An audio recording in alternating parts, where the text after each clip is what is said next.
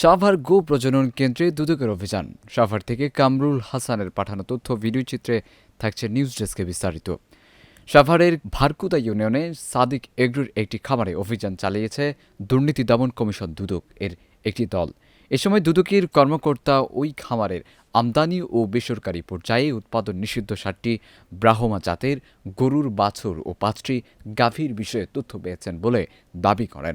এছাড়া খামারের কর্মকর্তা একটি অংশে নীল রঙের পলিথিন দিয়ে চারপাশ ঢাকা অবস্থায় আলোচিত ১৫ লাখ টাকার ছাগলটির ওই খামারে দেখতে পান। পরে খামার থেকে বেশ কিছু নথিপত্র জব্দ করেন।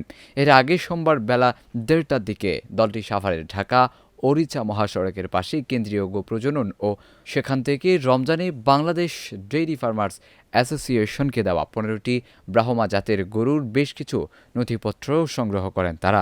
৯ সদস্যের দুদকের দলটির নেতৃত্বে ছিলেন দুদকের সহকারী পরিচালক আবুল কালাম আজাদ।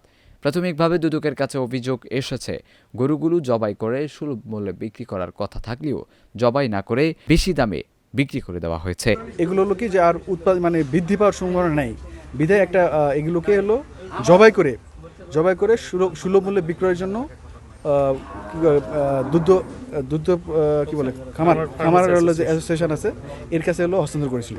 তারা হলো এগুলো হলো জবাই করে বিক্রয় করার কথা, কিন্তু আমাদের কাছে অভিযোগ আসছে যে এগুলো বিক্রয় না করে কুরবানি ঈদের মধ্যে এগুলো বেশি দামে বিক্রয় করছে। এগুলো জবাই না করে কুরবানি ঈদে এরা বেশি দামে বিক্রয় করছে। সাদিক এগ্রো। তো এখানে আসার পরে আমরা সাদিক এগ্রো, আমরা তো ব্রাহ্মণবাড়িয়াতে গরু খুঁজতে আসছিলাম। এখানে এসে থেকে আমরা ৬০টা বাছুর পাইছি আর ৫টা হলো মানে ওনাদের তথ্য মতে 5টা গরুর হলো পাইছি, মানে লেখা আছে এরকম 5টা গরু গাভী পাইছি।